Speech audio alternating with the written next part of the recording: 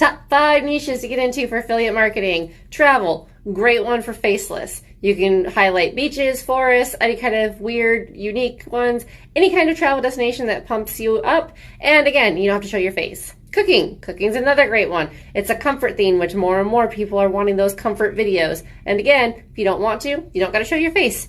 Fitness, you can easily partner with cooking, but doesn't have to. Fitness is a huge industry. There's lots of brands out there willing to pay athletic wear models, things like that.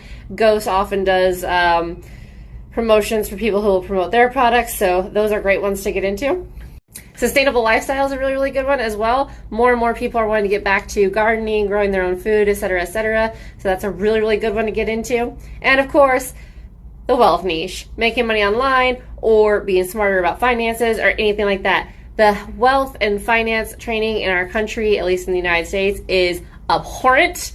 So there's a lot of room for people to learn how to be better, and a lot of people out there trying to teach people how to be better. Some, of course, are cash grabs, but not all of us.